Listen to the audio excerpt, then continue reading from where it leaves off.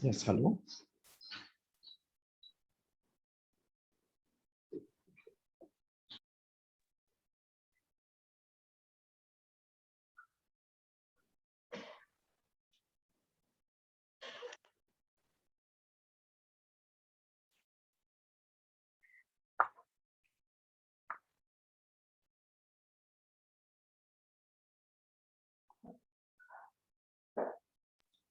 We can start, sir. अच्छा ठीक है Mr. Prityunjay, thank you. So, on behalf of Faculty of Law, Marwari University, a warm welcome to all of you. Host Diwali, a very important session for us. Namaskar to all the participants. We will try our best to make this session bilingual. As I had already updated organizers before, we have a lot of international students as well with us. So for logistic reasons, we'll try our best to make this bilingual so that everyone understands. And without taking much time, may I kindly invite Provost Sir, Marwari University, Professor Dr. Sancheti ji, to please welcome all of us on this session on public policy. So over Thank to you. you. Thank you, Dhruv. Good morning to everyone. Namaskar. I'm very happy to be part of this webinar on people's participation in public policy, which we are conducting with the support of ISPP, also with the support of Dr.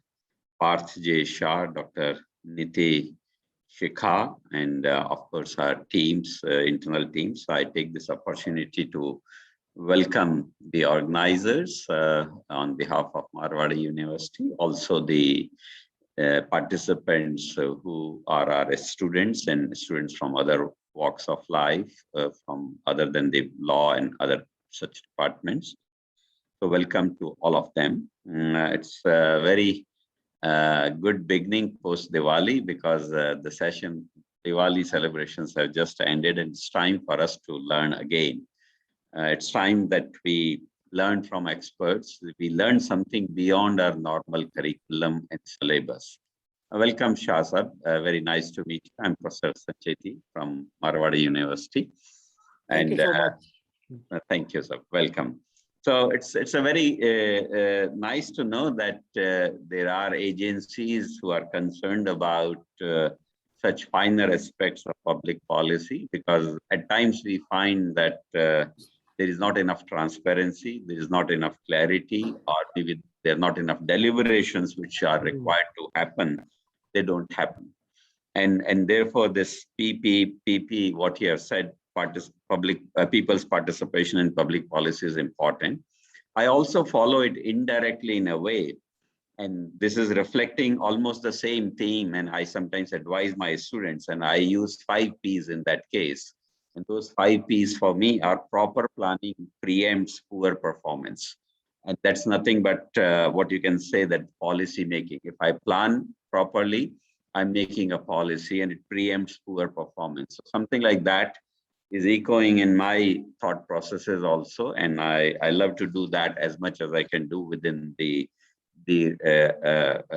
functionalities of our nature. But I belong to the academic domain, and I'm one of the very senior vice chancellors of the country, and therefore I've had a role to play in something important called National Education Policy, NEP 2020. You can call it NEP 2020 as New Education Policy also. And we know that policy making is not easy. I'm just giving a glimpse of that this policy has come into existence after 34 years of wait, I would say, or maybe efforts. Wait, I would say, because the rate of change of knowledge or the space or technology, everything was so fast, but we took 34 years to change our policy, which is not good in my opinion. And why there were challenges is because you probably have known that there was a famous committee called Yashpal Committee, which became very, very famous as far as the new education policy is concerned. I also had a chance to meet Yashpal ji and his team and deliberate on some issues. And then there was a TSR Subramaniam committee. Then there was a Hari Gautam committee, and there were various other committees which must have been there. I was also indirectly part of some of the committees through my association with Association of Indian Universities, where I was the president, and we were invited to deliberate on some of those things. What I'm trying to tell you is it's not easy to make a policy. It is not easy to make a policy, but get it accepted with the public also. So that's also a challenge. And therefore, public policy is something which we should be very good at, and we should do for the country like India. Finally, it is the K. Kasturirangan committee, which has really brought the right frame of what we call the new education policy, just a year and a half back, you can say. And he has credited all those committees, the previous ones, the other ones, that their contributions were immense and those were important. So maybe some of the committees, some of the efforts sometimes can be stepping stone when it comes to public policy making. We should not ridicule, we should not reject, we should not remove everything which is happening. We should absorb it, grasp it, use it to our favor. And therefore, what we require is open and consultative policy framing. Policies are required. Various meetings with the potential stakeholders should be there. In the case of new education policy, the draft, which was pretty big, probably hundreds of pages were there in the draft policy, were uploaded for quite some time, quite long. And then a lot of people were called for giving their inputs. As a result, you would be surprised that more than 2 lakh inputs were received by the Dr. K. Kasturirangan's committee. And I don't know how they could grasp and absorb all those things, because I myself ended up giving some 3-4 different inputs in different contexts with a couple of pages written on all of them. And so many people must have done. But it was very nice to know that some of the points which we had made as committee or as individuals got reflected in the public policy. One of the famous things which you see in the national education policy is the ABC, Academic Bank of Credit, was a creation and was a suggestion from our committee. In the same vein, there was a policy called multiple entry, multiple exit, which we had derived from a technological term called multiple input, multiple output, MIMO system, which are famous for mobile. From that, we derived multiple entry, multiple exit, and that came. So what we find is when people share their ideas and when the committees listen to those ideas, I think things work, something new comes. And these are the excitements of the new education policy, as far as I'm seeing. And finally, with all that effort and feedback and processing and churning which is required, and with the right kind of abstraction, the policy has come out to be around 33 pages for higher education part and another 30-35 pages for the school education part. So what I'm seeing is this has now been well received purely because all these efforts were taken very, very nicely. So I must credit all the committees, particularly the government and also the K. Kasturirangan committee, to bringing it up in a right fashion, which is going to benefit the higher education space to which I belong to. So this is case as an example, which I've given you what public policy can be and should be and how it should be derived. One last thing I'd like to make, I was in Karnataka way back in 2006 and 7. We're trying to do a very big contract of around 100 crore. And for the first time, we realized that while we are processing the whole thing, that there was a labor tax which was introduced in Karnataka, and it is to be incorporated and is suddenly jacking up the cost. Unfortunate thing was, this was there in existence for 1 year, but this was never followed and never practiced and never discussed and never adequately publicized. Such challenges do come in the public policy framework, sometimes for right reasons, sometimes for wrong reasons. One has to be careful, and I'm sure ISPP-like agencies or bodies will be able to make a right framework to promote the public policy in a right way. So with this, I once again welcome everyone. आप सबका बहुत-बहुत स्वागत है. आपका धन्यवाद भी ISPP का और शाह साहब का और शिखा मैडम का कि उन्होंने हमारे साथ जुड़ के ये कार्यक्रम निर्धारित किया या आज आयोजित किया. Thank you. Namaskar. All the best. Thank you so much, Dr. Sancheti, for those instilling words and for kickstarting this event on a very promising note as to it's not just about the policy, but further following upon it, implementing. Like we had 4 Ps in our webinar topic, people's participation, but you made it to 5 Ps, and so on and so forth. So without taking much time, kindly allow me to invite Mr. Parth J. Shah, sir, Founder Director, Center for Civil Society, as well as Founder Director, ISPP, to deliver his address as panelist to this session on Lok Niti. As in Hindi, we call it Lok Niti mein logon ki bhagidari evam yogdan, people's participation. It's over to you, Parth, sir. Thank you so much, Mr. Pandey, and thank you, Professor Sancheti, for this kind invitation. I think we have a very good connection. I am from Gujarat. I think that's one interesting connection that we found when we're reaching out to you. And Niti was quite keen that I particularly join. Actually, I'm on holidays in Shimla. You can see the background, which is the hills of Shimla that you can see. But I think I'm really pleased to be able to join from here and be able to be part of this program. I think you started off in a very important issue of new education policy. And I'm very pleased to hear that some of your suggestions and suggestions of your committees that you have been part of have been incorporated in the new education policy, and hopefully will also be implemented as we go along. Right?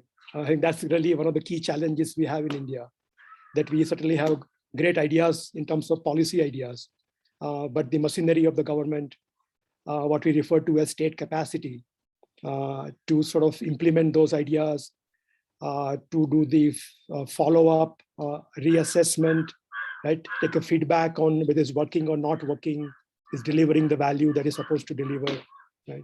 And then revise those policies depending on what the ground realities are, right? So I think that's a huge challenge that the Indian state has at the central, at the union, as well as the state level. Right? Just to sort of build on the new education policy idea, at the Center for Civil Society, which is the organization that catalyzed Indian School of Public Policy about 4 years ago, right? So I've been sort of founder and president of Center for Civil Society. And we also have been very active in the education policy domain. And there were 3 ideas that we have been talking about for a long time, actually. And that's one of the things I want to highlight. How long does it take to get some of the ideas accepted, right, by larger public as well as by the policymakers? So in 2001, you can imagine how long it was, 20 years. Right. 2001, we organized a seminar with ICSSR, the Indian Council for Social Science Research. It was one of the first seminars organized by Center for Civil Society in 2001 on education policy. And we proposed 3 key ideas. We're lucky to have a lot of people as part of the seminar. Professor Yaspal was there, Madhav Chauhan from Pratham, right? Many of the people who are, a couple of them who are no longer with us now, were part of that seminar at the time, right? And we found, we proposed these 3 ideas, the huge discussion that happened. There was not as much consensus on those ideas, but those ideas that we, in our research that we had done at CCS, we thought were most important to bring about the change in education system in India, right? I'll just list those 3 ideas and see how they have sort of panned out over the years since 2001. Right? So one idea was fund students, not schools. So our key analysis was that the biggest challenge in the Indian school system is the fact that the schools are accountable to the Department of Education, to the Secretary of Education, but not to the parents whose children are going to those schools, right? So the schools even do not have to worry about parents at all, right? Often, as you know, a lot of anecdotal evidence that schools guards don't even allow parents to enter the school compound, let alone have the PTA meeting with the teachers and be able to give a feedback to teachers and principals about what they think is happening or not happening with their children's education, right? So first, analysis we had that we need to figure out a way of making government schools accountable to parents, right? And then they will deliver the value education that their parents are looking for. And we thought one way to achieve that goal is to require government to fund students and not schools, meaning the funding that goes to schools, to government schools, should actually be given to parents indirectly, and parents would then pay that money or a voucher.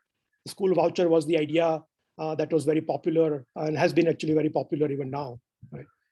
Now we call it direct benefit transfer. So DBT is a new terminology that we use for the same sort of idea of school voucher.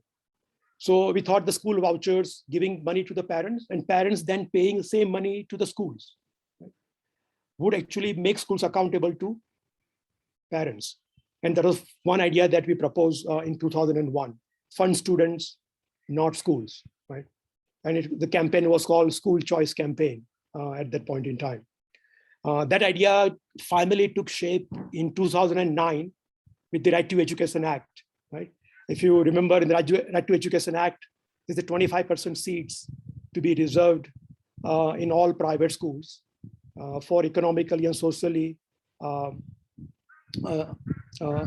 communities, right? And that idea, in a sense, came from the long debate on the idea of school vouchers, on the idea of government money giving choice to parents to which school they want to send the children to, right? They want to send the children to private schools or government schools. And whichever way they go, whichever school they choose, the money would follow the child to that school, right? So 25% seats in Right to Education Act is one sort of culmination of that fund students, not schools idea. The second one that we proposed was about learning outcomes. So idea was that the regulation of school system, whether government schools or private school, to be focused on learning outcomes of schools and not so much on the inputs and infrastructure. So if you know Right to Education Act, the whole act focuses on the inputs and infrastructure, right? The size of the classroom that you must have, the number of books you must have in the library, the playground size that you should have, right? Number of teachers, qualification of teachers, the salaries of teachers in a sense. So all the inputs and infrastructure requirements are detailed in the Right to Education Act, right? Not a single phrase about learning. The learning outcome or learning achievement does not even appear in the whole act, right? So here you have an Education Act guaranteeing education to all children until the age of 14, which does not even mention learning outcome or learning achievement. It all focuses on inputs and infrastructure. So even 2001, we had spoken about that the regulation of the school system should be based on learning outcomes and not on inputs and infrastructure. And as you pointed out, the new education policy does move in that direction. It downplays the emphasis on inputs and infrastructure and puts a lot more emphasis, as you pointed out, in multiple entries and multiple exits, largely focused on learning, what grades you achieved, the credits that you acquired in various places, and accumulation of those credits would allow you then to get a degree, right? So I think that's a great example of how long it took from 2001 to, well, 2019, 2020, in a sense, for that policy to come about, right? I think that's really is a learning that all of us who work in public policy and those of the students and others who are part of this program and interested in public policy need to keep in mind that public policy is not a quick magic wand that you can wave and somehow things get done, right? It takes very long time, a lot of effort, right? It's almost 20 years of effort the CCS has put in, and which is what we are trying to replicate in the Indian School of Public Policy now. So it's a long-term effort, requires a lot of patience. And I think Gujaratis do have patience. We are known to be good business people, and business requires patience to succeed. You cannot succeed overnight, right? I think that's a good example of what it takes to work in public policy domain and how one can be successful over a period of time. I should stop here, Niti, or Niti was telling me that I should speak a little bit about my own experience. So maybe I can speak that now or maybe later, depending on how you prefer in terms of structure of the program. Before that part, there's a question which I thought you could answer, and in the process of answering, you could also speak about your journey, because my conversation is very focused on Lokniti program. So Yashi wants to, Yashi Jain has a question. She said, what I understood from public policy is that it's a roadmap to achieve the well-being of people, a supposedly active plan to work on the development areas of a country. But a policy can become an agenda plan for political parties to satisfy their power and greed and to get votes. So how can a common person even appreciate it? Please comment. It's a very, very insightful question, that how public policy has sort of dual role, right? One, which is to serve the public, as it points out by the name, right? And second, also is a tool for political parties for acquiring votes, right? So they will promise particular policies, and in exchange for those promises, they hope that many of the people would vote for that political party, right? I think broadly, I think to understand public policy, the way I think about public policy at a sort of very meta level, right, is the rules that govern the three sectors, right? Samaj, Sarkar, and Bazaar. Right? So you can view any society in sort of three sort of legs of the stool, and some people will use the example, or three sections or three domains of society. One is a sort of Samaj, which is civil society, right? Sarkar, government or state, and Bazaar, which is the market, right?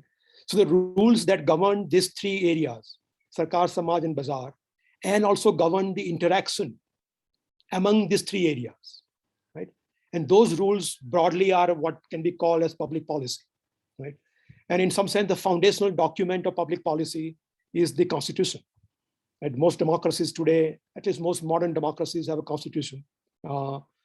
Sometimes well done, sometimes not so well done. But that is really the foundational document, foundational public policy document of the country, right? And that's where ultimately you go back to when there's a dispute about what's the right policy, what's not a right policy. So the constitution is really the foundational public policy document of almost any democracy or almost any country, right? And I think that's a way to think about it. Now, in terms of political parties and public policy, obviously in a democracy, we expect political parties to put out their platform, their agenda, right, on the basis of which public can make decisions about who to vote for. So it's important for political parties to lay out what are their points of views, what kind of policies they would follow if they come to power, right? Actually, in my view, in Indian political debate, I mean, look at any election, whether it is a local election, a state election, or a national election for that matter, right, of the Lok Sabha, you don't really see much debate on the issues, right? So yes, political parties put out their manifestos and they have their promises made in the manifesto, but you hardly ever see those points, finer points of the policy being debated in public, right? Mostly, I think, as you have seen in the last so many years, as most of you have been looking at the elections in India, that much of the policy debate is actually in the sidelines, focused largely is on personalities and not on policies, right? So it's about individuals who are running for the office, and not so much about the ideas they have, not so much about the achievements in terms of public policy they have done in the past, right? Certainly not in terms of what they would do coming to power in the future. So manifestos list those things out as a way of formality in a sense, but not much of the public debate focuses on policy in our elections. Yeah, thank you, Parth. Thank you for that wonderful insight. Just a request to the participants, if you have questions, you can keep putting in the Q&A section. And as and when we find right time, we'll take the questions. One thing I assure you that we will take all the questions that you ask. So Parth, should I just, I think we'll now give a little information about Lokniti. Taking the conversation, And I know there's some international students here, but मेरी कोशिश रहेगी कि मैं Hindi English दोनों में बोलूं. And I'm sure the international students who watch a lot of Bollywood movies, they will be able to gather and fathom मैं क्या बोलना चाह रही हूँ. Taking from the conversation where Path left, कि political parties is hardly discuss policy. और एक कारण ये भी है क्योंकि लोगों का जुड़ाव पॉलिसी से नहीं है. सो आप जो सवाल करेंगे उसका जवाब आपके नेता देंगे. तो आप अच्छे सवाल करेंगे तो आपको उसको सही जवाब मिलेगा. So how to make citizens responsible and citizens aware of what policy changes are happening, how the policy should be designed. And with that intention, it is important that जो इंडिया की डेमोक्रेसी है उसमें लोगों की भागीदारी हो. तो लोगों की भागीदारी तब तक नहीं हो पाएगी जब तक जो पॉलिसी मेकर्स है वो लोग का इसमें समन्वय नहीं ले. They don't make people participate in policy making. So as you know that so far there's been very top down approach to policy making. तो एक जो मुख्य उद्देश्य है जो लोक नीति पाठ्यक्रम का, how do we make people part of the policy making process? How do you make people part of this policy discourse? तो एक ये जो discourse है आप as a student आप कई तरीके से ले सकते हैं. You can think of becoming a better citizen, learning about policy making. In fact, बहुत सारे इंजीनियर्स हैं हमारे साथ, लॉयर्स आज हमारे साथ जुड़े हुए हैं, और आपके करियर को भी नई दिशा मिल सकती है. Because if you know the art and science of policy making, तो आप एक नया करियर उसमें आप जैसे आप लॉ बैकग्राउंड से हैं, तो being a lawyer you can start working with policy institutes and make a career in that.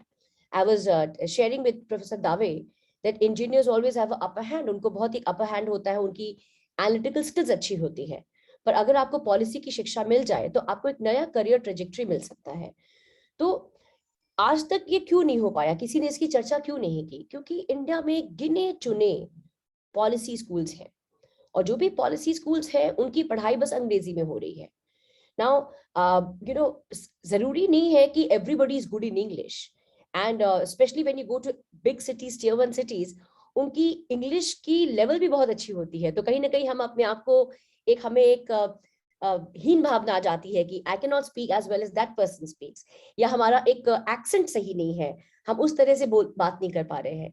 तो आपकी जो भाषा जो है वो आपकी बाधा न बने. आपके your competency of English should not determine the competency in policy making. तो भाषा की बाधाओं को तोड़ते हुए how do you make a career in policy making, how do become part of the policy discourse. इसी उद्देश्य से ISPP जो है एक नया पाठ्यक्रम शुरू किया है, लोक नीति. मैं आप लोगों को बताना चाहूंगी कि ISPP देश का सबसे पहला डिजाइन थिंकिंग पॉलिसी स्कूल है. और मुझे बताने बहुत ही गर्व महसूस होता है. पार्थ ने CCS की बात की, और जब मैं आपकी तरह स्टूडेंट थी बहुत साल पहले, I'll not go into it because then that will reveal my age. I used to be intern in CCS where Path would talk about policy changes, which was unimaginable for even a critical thinking law student like me. He would talk about direct benefit transfer. He would talk about automatic ticketing. और आज सब कुछ साक्षात हम देख रहे हैं कि कैसे देश को यही चीजें बदल रही हैं. जब नए भारत की कामना करें, यही पॉलिसी चेंजेस आ रही हैं. So you have to think from a very futuristic perspective. और आपको मैं ये इसलिए बता रही हूँ कि यदि आप ISPP के पाठ्यक्रम से जुड़ेंगे तो मुझे पूर्ण विश्वास है कि आप मेरी तरह 20 साल बाद यही बात अपने आगे की जनरेशन को बोल पाएंगे कि हमने जो सोचा वो हमने विजुअलाइज किया इंडिया में. अब कुछ लोगों को ये क्वेश्चंस होगा कि भाई क्या है लोक नीति पाठ्यक्रम. तो मैं आपको एक छोटी सी स्लाइड है, बहुत ही छोटी स्लाइड है, आपको दिखा दूं. ये 4 महीने का कोर्स है जिसमें we have given focus to policy, data and behaviour change. This is I'm sorry, this is in Hindi. I did not realize before I spoke to Professor Dave that international students bhi ho sakte hain. For international students, I have some different things to offer to you, which I'll tell towards the end. But for those who want to make a career through Lok Niti part-time 4 months program, so this is the first program in India which is designed for non-English speakers, Hindi bhashis. And you may ask me why Hindi bhashi, because हमें लगता है कि Hindi has become a common language for all. हमने शुरुआत हिंदी से की है, आगे जाके हम और लैंग्वेजेस में भी ये प्रोग्राम शुरू करेंगे यदि आपका साथ रहा तो इस कोर्स का मेन उद्देश्य क्या है कि आपको पॉलिसी, डेटा और बिहेवियर चेंज में आपको शिक्षा दे पाए और इस प्रकार से आपका एक जुड़ाव हो पॉलिसी में और आपके करियर ट्रैजेक्टरी चेंज करे। इस कोर्स में, when you learn this course, I will not go into the nitty-gritty of the slides, but just to share with you that the focus of the course is that you understand the local needs, स्थानीय जरूरतें जो हैं। ये बहुत ही विडंबना होती है कि केंद्र में बैठ के दिल्ली में हम एक गुजरात के लिए कोई कानून बनाए या हम बिहार या उड़ीसा के लिए कानून बनाए, हम बिहार के लिए कुछ पॉलिसी बनाए। ये भी विडंबना होगी कि जो चीज गुजरात में सक्सेसफुल है वो शायद उड़ीसा में नहीं हो पाए। पर एक जो हमारा एक one size fit all approach जो होता है पॉलिसी में, उस मानसिकता को कैसे तोड़ करके हम नई पॉलिसी मेकिंग में एक चीज शुरुआत करें, स्टेट कैपेसिटी कैसे बिल्ड करें, यही चीजें आप सीखेंगे। तो इस कोर्स का फोकस जो है वो लोकल इश्यूज, स्टेट इश्यूज पे होगा। छोटा सा एक हमारा क्लास रहेगा, we are not increasing the class size beyond 40 and बहुत ही डाइवर्स क्लास साइज रहेगा और उसमें people with their own experience from their own state, they will come and discuss the local needs and how to find local solutions for those problems.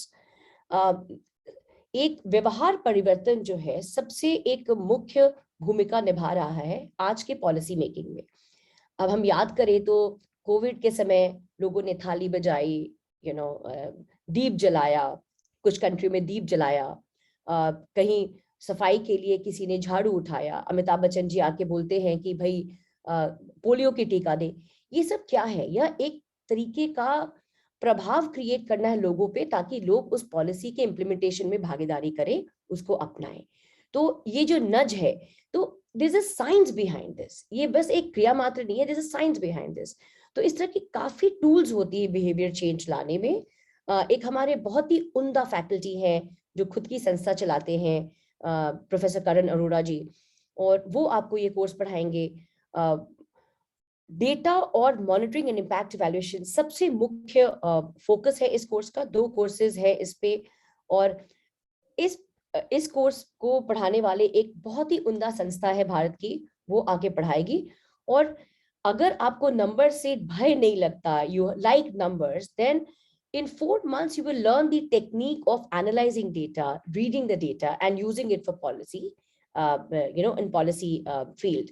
और policy का मूल्यांकन कैसे होता है, व्यवहार परिवर्तन के लिए एविडेंस कैसे लाते हैं, होल लॉट।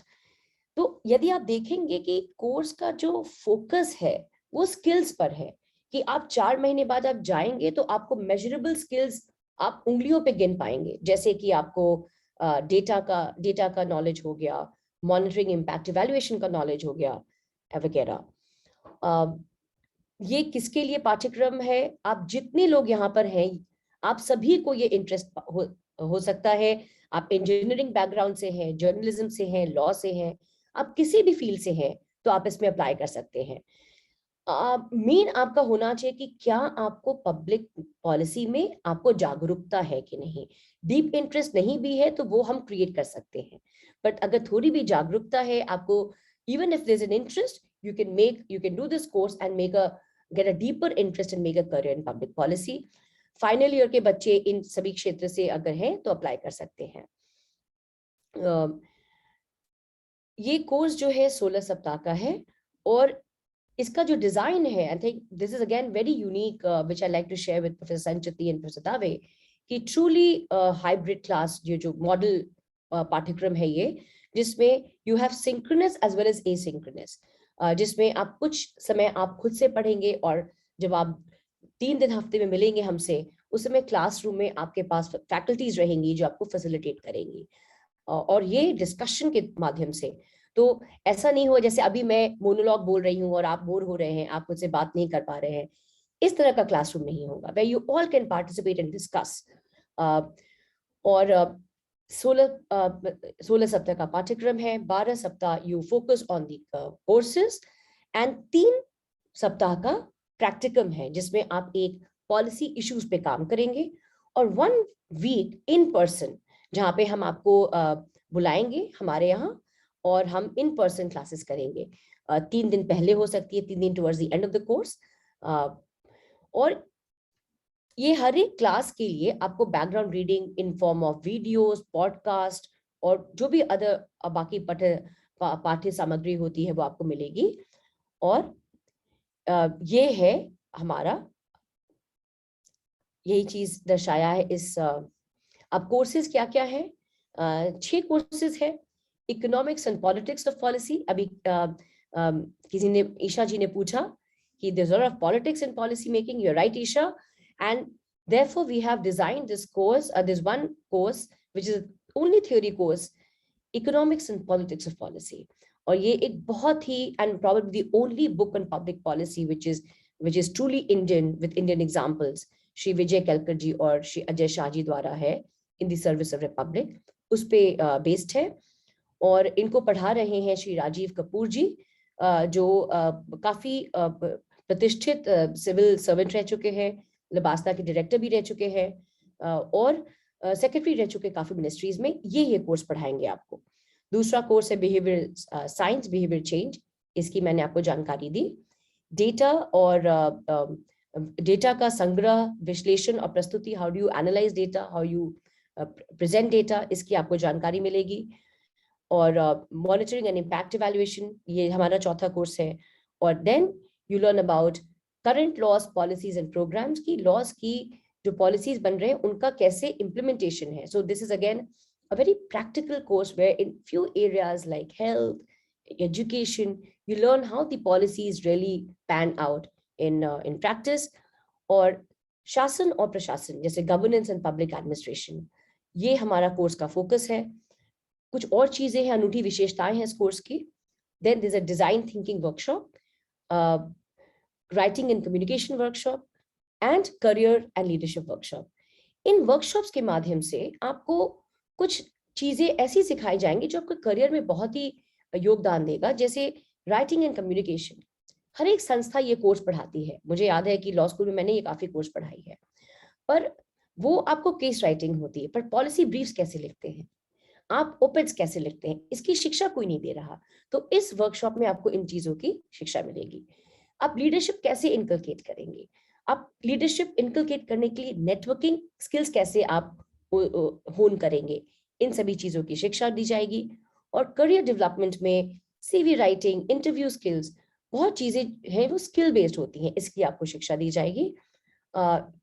इसके साथ अगर आपका कोई प्रश्न हो तो I am very happy to take, but जाते जाते I mean before I close my statement I will just say one thing, that जो लोक नीति पाठ्यक्रम है जो ISPP लाया है, यह ट्रूली रेवोल्यूशनरी पाठ्यक्रम है, where we have focused on skill and we have given theories only to complement the skills.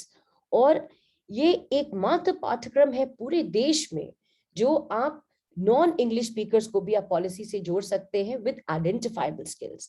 तो कोई भी व्यक्ति इंजीनियरिंग कर रहे हो, फाइनल ईयर में हो, लॉ कर रहे हो, in case you have interest in policy, I would strongly recommend to apply.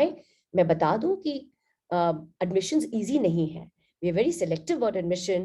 There's a whole process involved, but if you clear that round, I mean clear the process, एक छोटा सा quant का test है, एक ऐसे लिखना पड़ेगा policy problem पे, ताकि आपको हम समझ पाए कि आपकी कितनी इंटरेस्ट है, आपको कितनी जागरूकता है, और आप वो करेंगे तो आप अप्लाई कर सकते हैं। लिमिटेड सीट्स हैं 40, और एडमिशंस टेक्निकली तो शुरुआत में 15 नवंबर को क्लोज कर रहा था, पर अब हमने एडमिशन का डेट एक्सटेंड किया है, बिकॉज बहुत सारे हमारे लोग आके बोलें कि जो NGOs के साथ काम कर रहे हैं कि if they can take some more time. और 17 December is the last day for applying, 17 December. With that, I see that a lot of questions are in the chat box. So Parth, anything that you would like to say? Yes, thank you, ma'am. Yes, well, I was also just going through the questions. Am I audible? Yes, yes. Dr. Neeti? Yes, and yes. Parth, sir? Some interesting questions have come up, and thank you for your input into the concept of public policy, as well as जैसा कि Sancheti sir ने session के शुरू में कहा था, reflecting views on NEP, and you know how we are making a integral connection even between what is entailed in NEP, new education policy, into the practical aspects of जैसा कि काफी universities these days are doing these vocational training courses, for example. तो चाहे वो engineering bent का mind हो, चाहे management हो, चाहे law हो, law में एक बहुत important field होती है legal advocacy. Now, legal advocacy is quite related to policy. Again, I mean, I'm just trying to take the discussion forward, but I won't take much time of the questions that have been raised here, which maybe you, but before we take them up as well, may I invite Professor Dave to sum up or say something on what we have been discussing so far before we take up these questions further. Dean, sir. Thank you, Dhruv sir. I would suggest more inputs from Parth sir and Shikha ma'am, and more time to them for answering these questions. And then rather, at the end, I will try to sum up with everything. But just to set the tone, I mean, further and kick the thinking process among the students, I would like to mention 2 points basically about public policy, and this also has bearing upon the question which was asked by Yashi Jain earlier. That in democratic countries, the participation of public in their well-being, is majorly based on elections. The whole concept of elections, especially in a democracy like India, is that the representatives of the public goes to the Lok Sabha or the parliament, and they give voice to the needs and the aspirations of the public of their constituency, in the parliament. But unfortunately, instead of representing the people, of the country or of the constituency, most of our elected representatives, represent their political party. And that has been, has struck a vital blow on the people's participation in public policy. Because instead of, having or talking about the problems of the people and try to solve the problems of the people, they are, representing the party and the party manifesto and etc. So here is somewhere, the entire democratic process is going on. And therefore, think tanks like what we're talking about play a very important role in framing the policies. And another thing which is again a major hindrance, for this particular thing, that the policies should be people's friendly, or they should take the views or the aspirations of the people before framing the policies, is the bureaucracy setup which India has and which we have inherited from the Britishers. We cannot figure out or expect a good public policy made by people who are sitting in AC offices, who hardly interact with people. So these are the 2 major hindrances that a society like India or a democratic country like India faces when it comes to public policy, and to frame policies which are friendly to the people, or what people need, or what are the people's aspirations. So these are a few of my food for thought, when it comes to public policy. So think tanks, public policy organizations will play a very major role in this particular process. But again, one more thing which I would like to place before the august audience is that many times these think tanks are also affiliated to certain political parties, or they are pro certain political agendas. So again, many times we see that, the policy making happens by this think tank, but they make policy which suits, their political thinking or their political beliefs. So again, an organization which is neutral, which is not affiliated to any ideology. I would like to say use the term ideology rather than political parties. Then it will definitely help in framing a good public policy, and it will also be helpful for the people, when such policies are framed and are executed by the government. So I thank you, everyone, and I'm sure this course, which Dr. Neeti is talking about, we can also explore, with permission of Sancheti sir, I would like to mention that we can explore it, like a joint certification program or something like that, which can happen between the students of with Marwari University and ISPP. So, this is something also we can explore in the future to come. So thank you so much for giving me this opportunity, and over to you, Dhruv sir. Thank you, Professor Dave. And may I read them out, and then maybe Parth sir and Neeti ma'am can answer these questions. We have a list of questions here from students as well as faculty member. One of the student, Ronak, asks, if we see the policy making process at large extent, the bureaucracy rules the policy making, which he believes that is having a great hindrance itself in terms of participation of the public.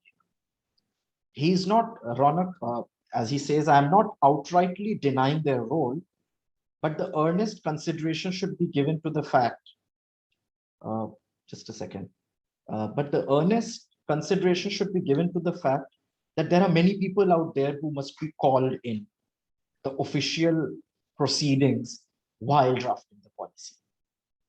And another student, I think this question was partially answered by Neeti ma'am, Amarjeet, very relevant question, especially in Indian context on language, because we still configure things around language here. And as he states in simple terms, could language be a barrier to people's participation in this policy-making process? Yashi has another query asking, as we know, democracy is broadly a composition of 3 pillars. She wants to highlight the third pillar of it, which is the media. As we can understand, there still exists literary crisis in our country, quite right, amongst few sections of the society. Media many a time plays a role of negative public participation. How to ensure a true public participation when such a scenario exists? Atul asks about what would you consider? Sir, can I interrupt? Sorry, yeah. Let us go question by question. Yes, yes, sorry, yeah. Yeah. It will be better. Yeah. I have written down 3 things from the 3 questions that you read, Professor Pandey. One was on the bureaucracy being a barrier. Second being language being a barrier. And the third was media being a barrier. So Parth, would you like to address this question? Let me take the first one about the bureaucracy, and maybe then you can take the language one, because that's actually the focus of the Lok Niti program. Right? I think 2 points. I think Professor Dave also pointed out about the political parties, right, and the role the political parties play, and second about the bureaucracy and how both of them have been, I guess, more of a hindrance in some sense, or not as facilitators as we would like them to be for the larger public good. Right? I think it's important to remember at this point, Gandhiji.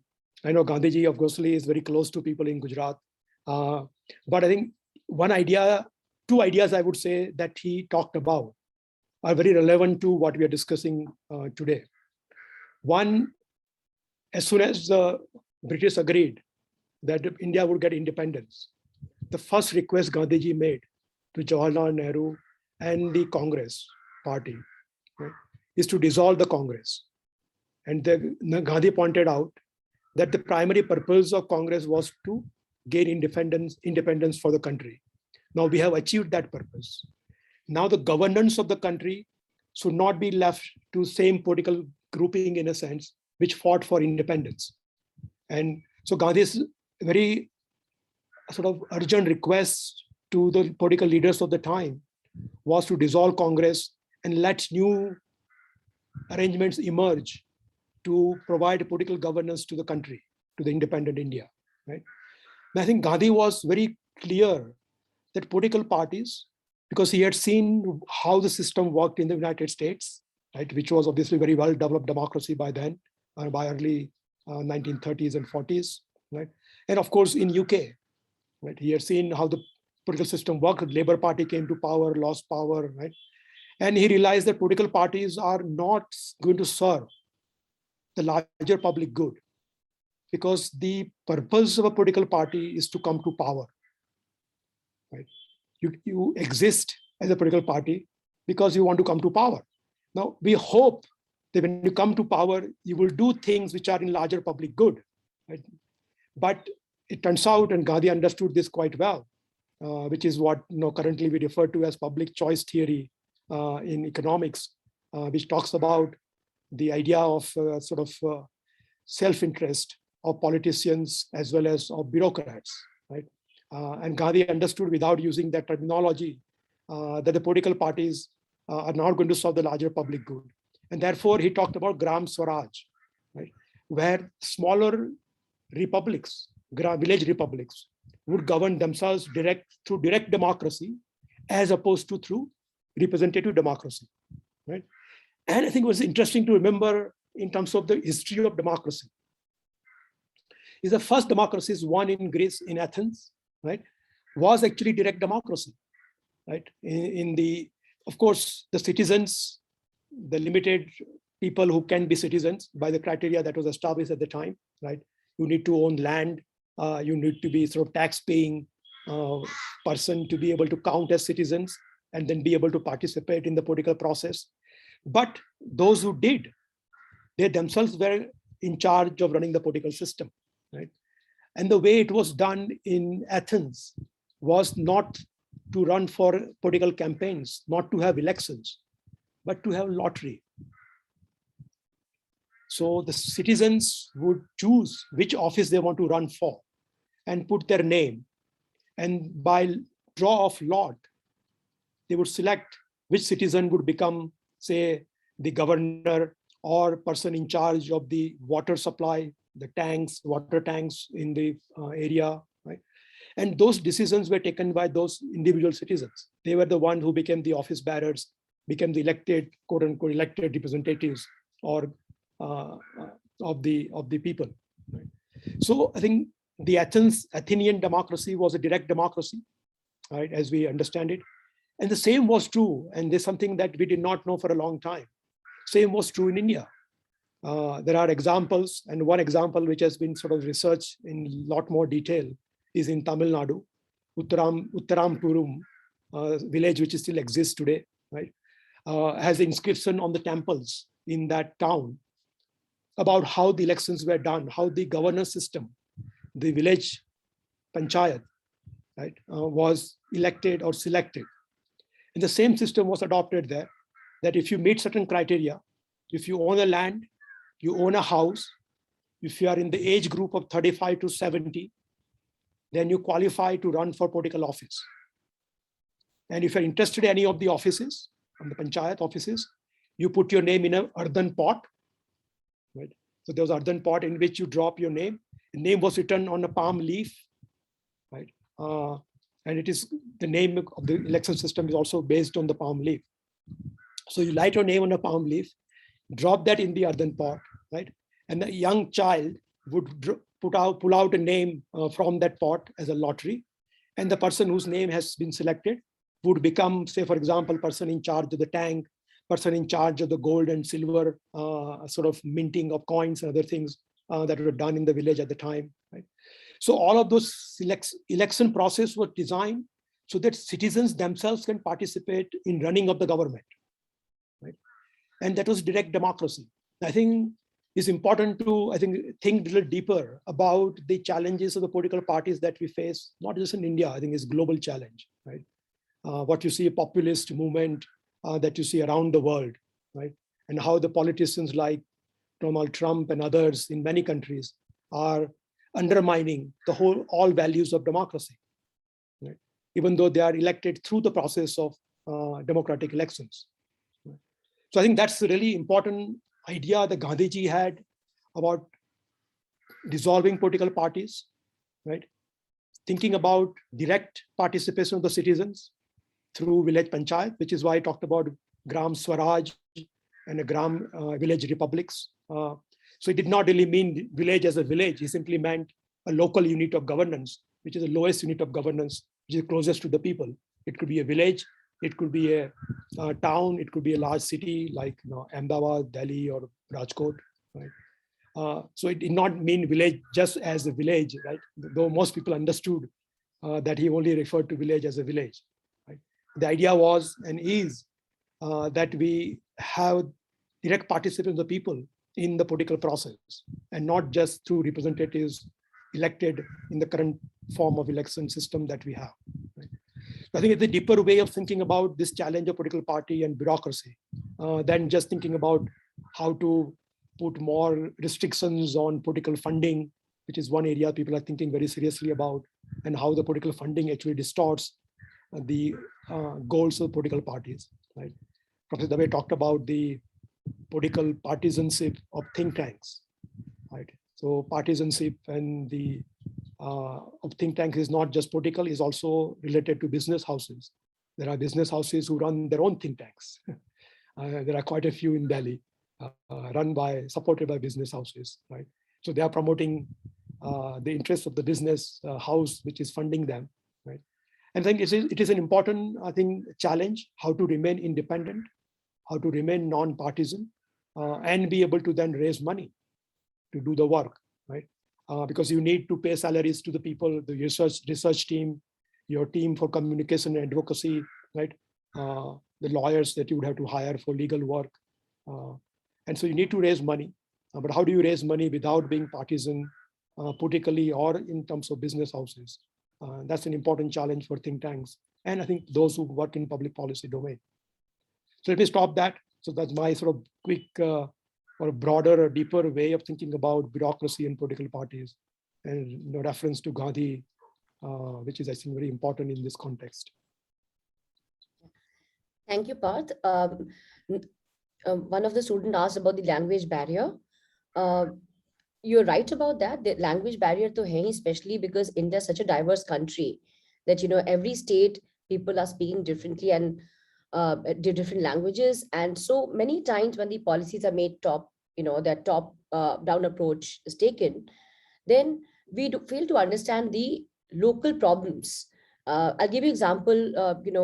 Right now we're bringing a new policy, fresh start process, whereby there's a structured way of farm loan waiver, where you give a fresh start to individuals who've taken loan and not able to repay. Now that policy requires, it mandates that there should be mediation before that. So before a person is not able to pay and the government says we can, forego the loan that is taken, there has to be mediation. Now mediation has to be in the local language, but our skills being translated and honed at the local level. So there's always a gap. In policy making, I always say this, that India में 10% से भी कम लोग English बोलते हैं. Less than 10% of population speaks English, and out of the 10%, fewer are participating in policy making. So there's certainly a huge gap.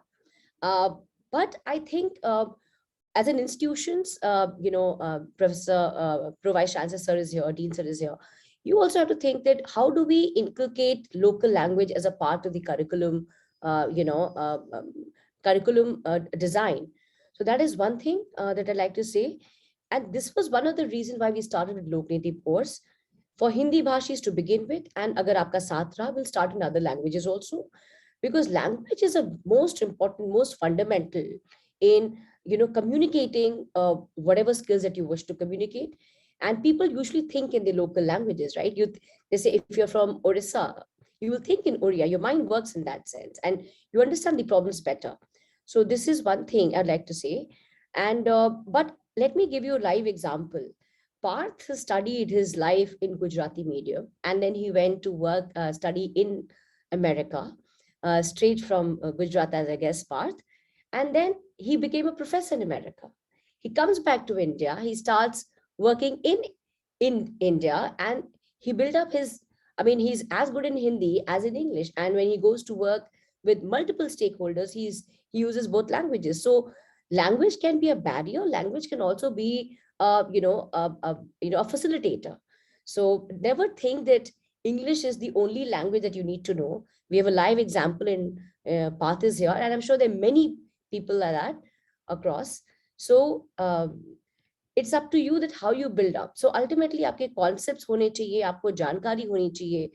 You know, information, skills, concepts, these are most fundamental. And far as you can communicate that, you have succeeded in getting your education. लोक नीति पाठ्यक्रम के माध्यम से this is what we want you to do. कि जो हीन भावना होती है that we can't speak English, we can't speak good English, ये सब नहीं आनी चाहिए. And you, without that barrier, you should be able to communicate. एक question आया था media as a barrier. I think technology has been the biggest equalizer. Now you can start on you can go to YouTube and start your own YouTube channel, and you can start reporting. So you understand that. So I think media barrier hai because you have some major frontline medias, but as good citizens, you can choose which news to take, which news not to take, and how to overcome this. So, for example, मुझे अभी भी याद आता है, one of my students started Law Octopus years ago, and Live Law, another started by one of my part-time students. It's become a big place now. People go for Live Law. They go to Live Law and Bar and Bench to to look for news and not to the mainstream newspapers. So I think that with technology, you can use technology to your advantage, and you can overcome this barrier. और भी प्रश्न है ध्रुव जी तो हम ले सकते हैं. हाँ, ma'am, there are a lot of questions. I will collect them again, maybe briefly. There are also questions from international students, interestingly. Okay. Because they see things in a different way. There is one by a student from Uganda, Kibirije Hassan. And his main concern is that it's a conceptual question, that in most cases, we basically copy the concepts of the Western world. And that to a certain extent, westernizes the society. Can't we reimagine or re-image public administration and policies within our own social setting? That's one. And the other one is by Mr. Goodhead. He's also from one of the countries in African continent. And he also asks question related to possible strategies that can be set up to enhance the majority to be always considered and concerned about public issues, and the majority thing he's highlighting. I mean, since we are already diversifying the discussion at the moment, so I thought I'll take in their questions. We have a question from one of our faculty members, Mr. Rajiv Ranjan, that some administrators who organize public engagement process are not equipped with the engagement skills. They may also have less experience in engaging the public, rather people's participation as we are calling. So considering the same, how do we see that, and are we working on that aspect as well? These are few, and if you allow me, I can take one. We can take these three first. Yeah, that's fine. That's fine. So just to summarize, there's one question about how to delineate ourselves from Western concepts and have our own Indian or indigenous, or every country sort of developing its indigenous concept. So Parth, would you like to take that, or? Sure. I think we discussed that in terms of language, right? And since the public policy discussion, debate, and formulation in India is in English, I think it's probably the same is true in many of the countries in Africa, right? And I think around the world by and large, because much of the research is done in English, right? All the top research is available in journals, which is in English, English language. And there's a dominance of English language in terms of the research and science and technology. And therefore, by default, that influences what happens in public policy space, right? And it is true that so far, much of the training, even I, frankly, when I got trained in the US, it was in the American system, right? The examples, the ideas, the experiences, right? They were all about what happened in US or largely in Western countries, right? You did not hear, I don't remember a single example that was used in any of the courses I took in my 5 years of doing a PhD there. That had an Indian example, right? Or any example from outside the Western world, right? So you can sort of blame them, but obviously it seems quite natural, right? Their countries are focused on what they need to train their people for. And I remember the debate, I think currently the debate which is going on, for example, on prohibition in Bihar. I think people, of course, Gujarat already know what prohibition is. Gujarat is one of the states which had banned alcohol for the longest time in the country. Right? But many states have tried the same idea. Right? Bihar is the latest one. I don't know, you heard about just in about a week, last week or so, earlier this week. 30 people died because of illicit liquor they had consumed. There are many, many more who are in hospital in very serious condition. And that finally has forced the hand of Nitish Kumar, the Chief Minister of Bihar, to reconsider at least that policy of prohibition. Right? Now, if you wonder that, do people of Bihar know the experience of other states in India? It is not the first time, obviously, the Bihar has done prohibition. Gujarat has had this for a long time, right? Haryana tried it, Tamil Nadu has tried it, Punjab has tried it over the year in the past, right? So many states in India have come to a very similar conclusion that to protect women from drunken husbands and abuse, you need to have prohibition. And many states have implemented that idea, right? Except for Gujarat, almost every one of them has repealed that law after some years, as Bihar is now in the process of doing, most likely. Right? Now you wonder that if the people of Bihar, or even people of Haryana or Punjab or Tamil Nadu earlier, right, had access to research and data about what happened in other states or other countries for that matter, right?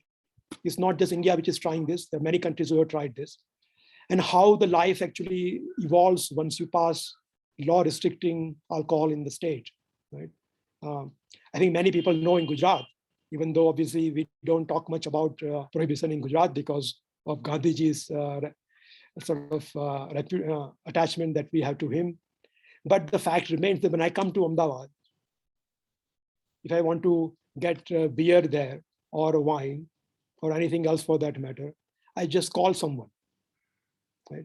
And that person delivers whatever drink I want at home, right? It's even better than in Delhi, where at least I have to go out to buy my own alcohol, right? In Gujarat, it gets delivered to your home.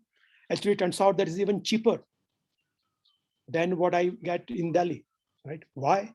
Because much of the alcohol sold in Gujarat is actually outside the law. Right? People who manufacture their alcohol are not paying excise tax on that alcohol.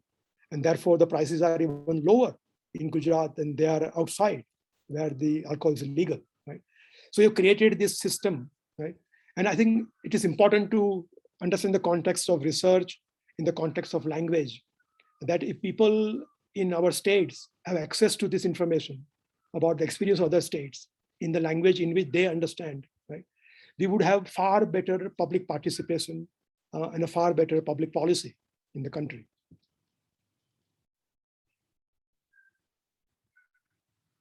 Thank you, Pa. Thank you for that answer. There was a second question, I think, was about how to include majority views in public policy. There's a very interesting, session that Path usually takes, and I hope sometime you participate in either of the courses of CCS and you get to hear him. He talks about how the voting system, the representative that you get is not outcome of the majority choice. In fact, one of the webinars also available on YouTube, you could watch that. So I think to begin with, the question that majority has a participation through representatives, that I think is very, that could be sketchy. But how do you get majorities' concepts, views to be taken by people? I think it's about, Jagruk Nagarik, like, aware citizenship. When citizens are aware, they ask right questions, there are several policies that are put in place, several laws put in place, for example, RTI, which now I think is on a different mode. RTI is being, the amendments are not being done in public interest, but I think there are several tools that you have. And I think at the bottom of it, the helm of it, if you know how the policy works, how the departments work, and you ask right question, that really enables you to question. And I think public voice through various channels, you can voice it. There are a lot of stakeholders consultation does. One of the questions I see here is how people express their opinions in lawmaking. So usually departments, they will put out the draft law in public, and they will, they invite consultations, invite recommendations. And many times we feel that hum kyun recommend kare, hamari baat kaun sunega. But I think we should not think like that. And we should, at least as law student, I strongly recommend you that whatever bit you do, you should do it, because that will also enhance your research, skills. And it will also at least give you a way that how you participate in, consultation process. Anything else part, most of the questions that I see here, I see the time is running. So most of the questions are about what other factors apart from public participation makes policy work. That is one question. And the other questions is around, how to get majorities' views, as a part of democracy. There are two questions around that. You'd like to take the first one, Parth? What other factors you think besides people's participation that helps in policy making? Well, I think as we discussed in terms of the research, right? So many of the policy ideas are usually not brand new ideas. Yeah. Often the similar idea or the same idea is implemented some other place, probably in the same country, not even a different country that you have to go to, right? And if you have access to information to the larger public about what happened to that particular policy in that state or in that even town or village, right? What is the experience?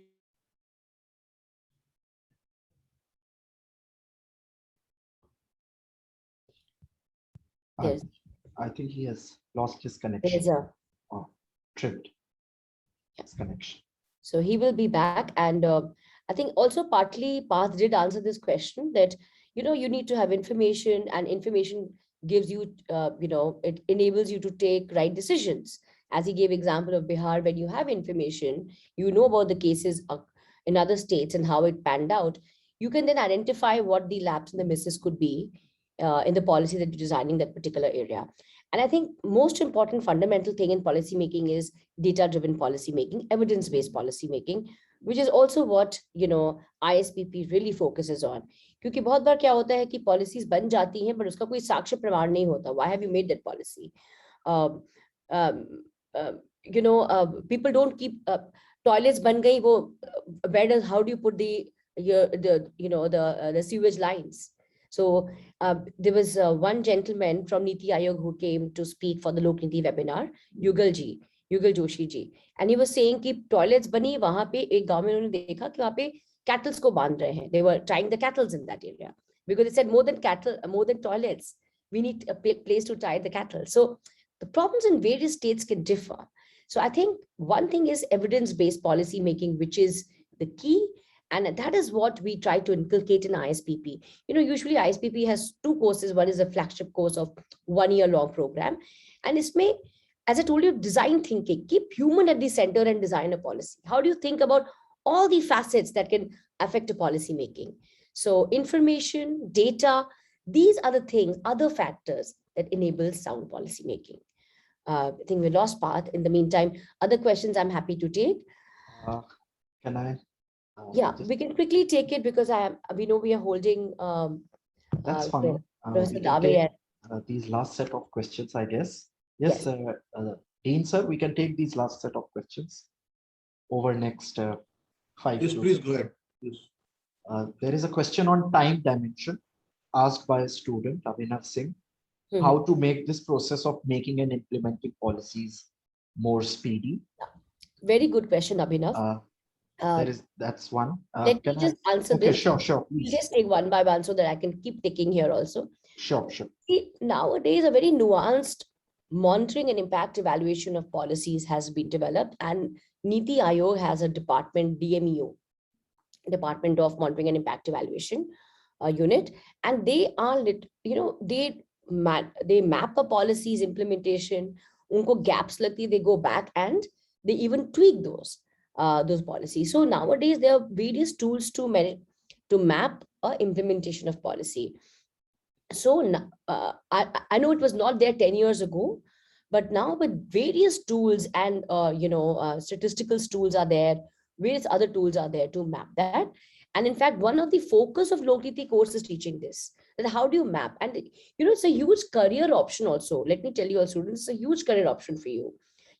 Especially for the engineering students, using the technology, the data, and see, data helps you find out whether the policy is working or not. Technology helps you to monitor that, and all this is also one of the focus of the course. But now things are changing, I would say, Abhinav. Yeah, Absolutely. Then there is a question from one of our senior students, a legal question, that recently Chief Justice of India had taken a strong objection. It's a question by Mr. Pratyush Khanna. CJI had taken a strong objection over the policies made by the legislature that lack discussion, which makes it hard on the part of judiciary to interpret such laws. So that's why he's asking that, we are talking about people's participation in policy making. Very good question, Abhinav. In fact, I remember I very closely worked with the MCA.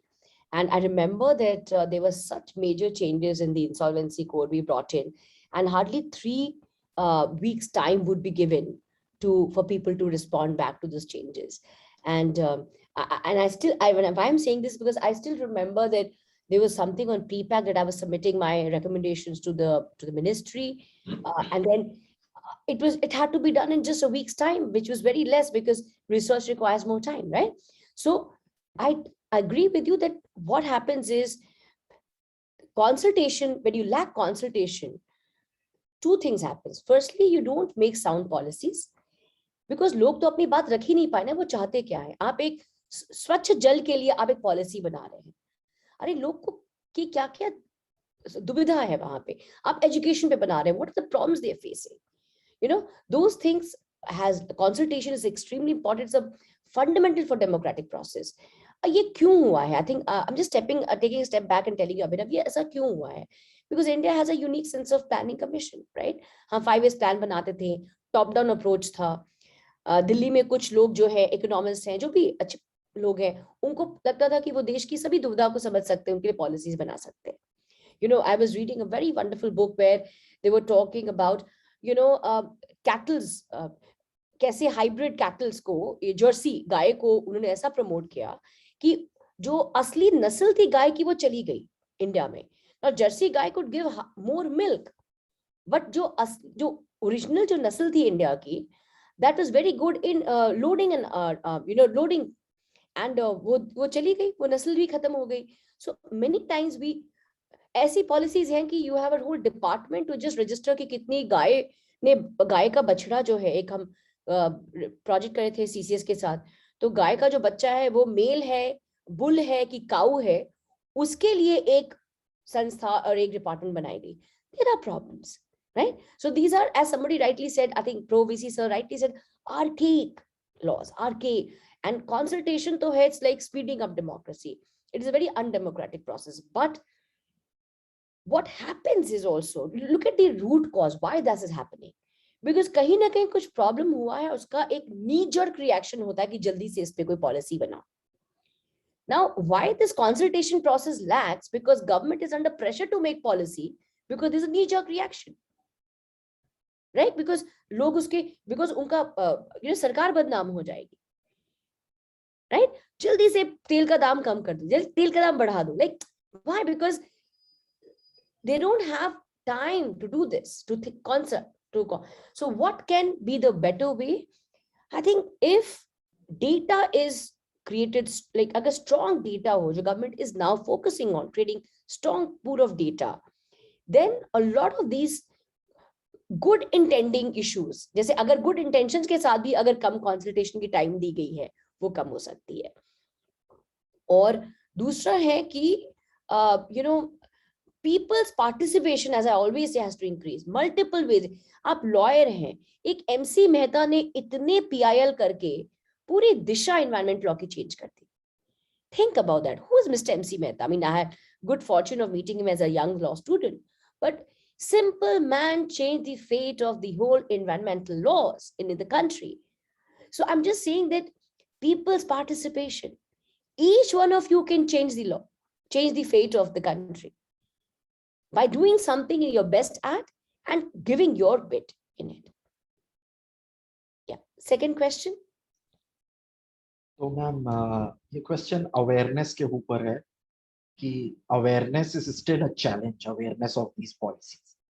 A lot of advertisement is done by government throughout the country, but people are still unaware. And उससे ही related एक और student ने वही पूछा है कि people from lower strata, lower sections, street vendors, laborers, labor class society of the society do not even know what's really happening for them. फिर से awareness, you know. Very true.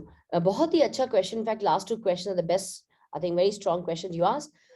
Awareness क्यों? Because policy, public policy design में there are various steps, and policy communication, stakeholders dialogue, these are also steps in formulation of policy. तो awareness का problem तो है. I remember जब एक बहुत ही अच्छा कार्य street vendors act, right to street vend, street vendors पे काफी काम किया CCS ने, और लोगों को पता नहीं होता कि उनका हक क्या है. As a law student, you must have read Olga Tellis's case, right? But it is just lost in the books for the law students. It is still not, percolated on the streets that people ask as a matter of right, right? So advocacy बहुत जरूरी है. Now, as a lawyer, if you feel that you are really, आपको calling है वो कि advocacy में कुछ इन लोगों के लिए करूँ, so what are the advocacy tools? What are the advocacy भी एक science है. आप किस तरह से बोले कि उनको उन तक बात पहुंचे. बड़ा सा population है 50 लाख का, आप कैसे उसको fragment करके advocacy plans आप implement करेंगे, कैसे आप advocacy को reach करेंगे to the last person, last mile. So there's a whole science and art behind this. So what you need to do is you have to really get some skills in that. And government का तो मुख्य काम ही है कि इसको कैसे करे. See, government is doing its bit nowadays. If you see, जो अमृत महोत्सव जो government कर रही है, I was part of that initially. So I can tell you that the whole idea behind Amrit Mahotsav जो हम अभी celebrate कर रहे हैं was citizen-centric approach. कि आप लोगों को बताएं. देखिए, संसद टीवी शुरू हुआ, 75 कानून क्या अच्छी थी, हिस्ट्री, विवेक देबरॉय जी कुछ वहां पे शो कर रहे हैं. What is the whole idea? To tell people what history we had, what culture we had, what are new laws, और मार्च कर रहे हैं, कॉर्पोरेट मार्चेस कर रहे हैं, बता रहे हैं क्या चीजें चेंजेस हुई हैं लॉ में. सो गवर्नमेंट अपनी तरफ से कर रहे हैं, एंड आई थिंक NGOs और बहुत सारी संस्थाओं को साथ जुड़ना पड़ेगा. मुझे माधव मेनन जी को भी हाल में पद्मश्री मिला, and I still remember my last conversation with professor Menon. I had met him in Delhi here, and we were having lunch, and sir ने एक बहुत अच्छी बात बोली थी.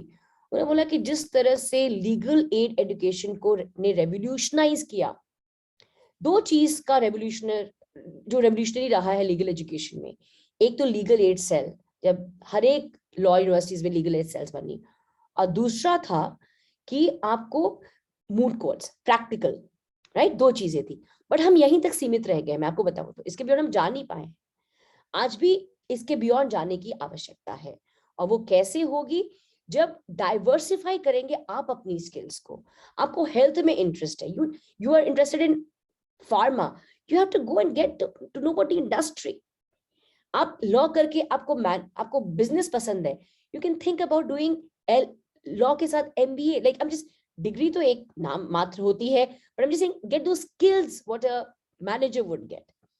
So skill-based approach, and each one of you have to think of diversifying, because I'm telling you, आने वाला समय, इसके साथ मैं क्लोज करूंगी आज का डिस्कशन, आने वाला समय, this will be for generalist specialist, which means you may know law, but आपकी कुशलता किस क्षेत्र में ज्यादा है, right? And be open to learn and keep unlearning. हर एक 10 साल बाद आप जाके देखिए कि क्या हमें कुछ नई सीखनी है, कुछ पुरानी चीज भूलनी है. ये चीज आपको एक constant एक dialogue करना पड़ेगा. See, I started my career in London working as a corporate lawyer. I became a teacher. Then I researched in corporate governance. नई law आई, insolvency, मैंने उसमें research की. अब मैं policy. So why? Because ultimately law जो diversify कर रहा है, और जब आप लीगल इंटरप्रिटेशन देखते हैं उसमें पब्लिक इंटरेस्ट की बात होती है. आप पब्लिक इंटरेस्ट कैसे मेजर कीजिएगा? इम्प्लीमेंटेशन, कोर्ट ने कितनी बार बोला डिमोनेटाइजेशन अच्छा था, गलत था, जो भी था, पर व्हाई डू वी से, कुछ लोग बोलते हैं कि भाई पॉलिसी अच्छी थी, इम्प्लीमेंटेशन खराब था. कुछ लोग बोलते हैं इम्प्लीमेंटेशन भी ठीक था बट कॉस्ट ज्यादा थी. So as a thinking individual, you have to think in designing a policy, you think from the cost side, you think from the implementation side. बहुत अच्छी सोच है, भारत में लागू नहीं हो पाएगी. तो क्या कर सकते हैं? कि उन्होंने बात किया वेस्टर्न कॉन्सेप्ट. वेस्टर्न कॉन्सेप्ट नहीं, देखिए लोक नीति is the first program where we are translating certain texts in Hindi. And साथ रहा आप लोगों का, तो आगे हम कन्नड़, गुजराती, ओडिया ये सब में मिलाएंगे. The reason is that these things have to reach to people. And आपने जॉइंट के कुछ काम की बात की. I really hope कि हमने शुरुआत की और भी संस्था ये सब काम करें, because only when all of us do, because see there where the need lies, Hannah, there is where the need lies. With these words, I think I'll just stop here. There are more questions. I'm happy to connect with you separately. मेरा email मैं लिख देती हूँ यहाँ पे, या sir आप दे देंगे, और कुछ भी आपका कुछ questions रहा, I'll be very happy to take it separately. Thank you so much.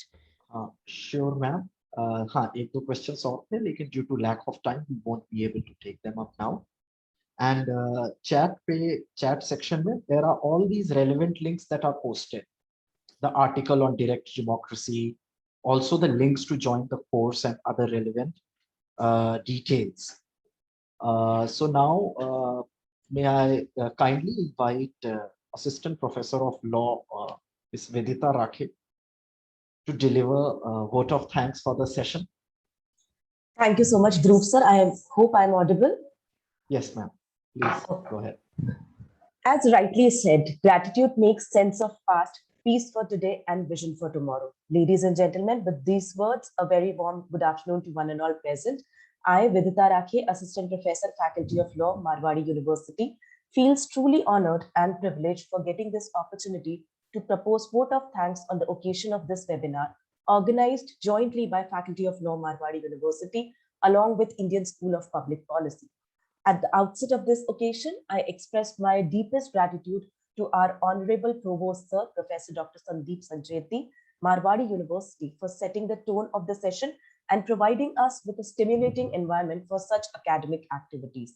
I also convey my heartfelt thanks to our esteemed panelists, Mr. Parth J. Shah, Founder and Director, Indian School of Public Policy, Dr. Neeti Shikha Ma'am, Associate Dean, Indian School of Public Policy, and Dr. Rishikesh Dave sir, Dean, Faculty of Law, Marwari University, for not only sparing their invaluable time for us to grace this occasion, but also for enlightening us with their commendable talk on this subject. I'm equally thankful to Indian School of Public Policy for being the partner in this event and for their great initiative. My special thanks are also due to Dr. Dhruv Pandey, Associate Professor, Faculty of Law, Marwari University, for moderating and convening the session, and Mr. Mrityunjay Joshi from Indian School of Public Policy for convening the same. Above all, I thank all the students for their active participation, which has made this webinar a successful event. Lastly, at this point of time, how can I forget to thank the Cultural Committee members of Faculty of Law, Marwari University, who has helped us in organizing this event. I appreciate and thank you all for your cooperation. In the midst of this, if by any chance I have forgotten to thank anyone, kindly take this as part of my ignorance and not as heartfelt feelings against them. Once again, I thank you all for your attention. Have a great day ahead. Over to you, Dhruv, sir. Thank you so much, Vidita ma'am, for delivering the vote of thanks. And thank you so much, all the esteemed panelists today for this morning extended on to afternoon session. Many thanks, Dr. Sancheti sir, for your presence in facilitating this. Thank you so much, Dr. Neeti ma'am, for and extending the discussion into a more fruitful and a productive one. And I look forward to an engaged collaboration and cooperation with you on behalf of the Faculty of Law. Definitely thanks a lot to Dean Sir, Professor Dave, for being constant support in the entire process, and the team at ISPP, Mr. Joshi and Mr. Samyak Jain as well.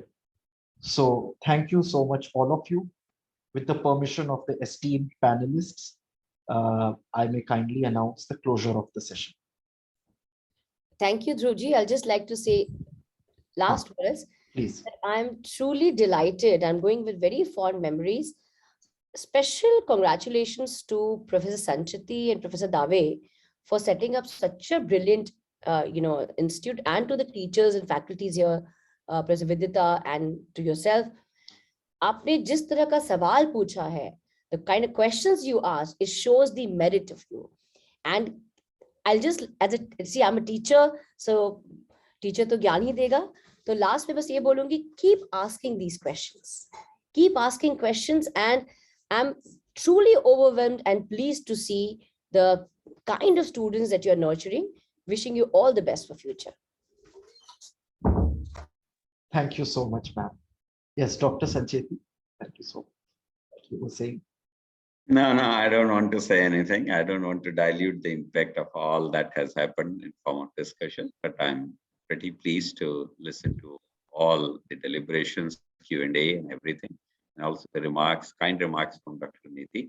And when I was listening to all that with great depth and, diversity of the topics, I could see that the name Neeti itself is policy. So it was a very natural thing coming from Dr. Shekha.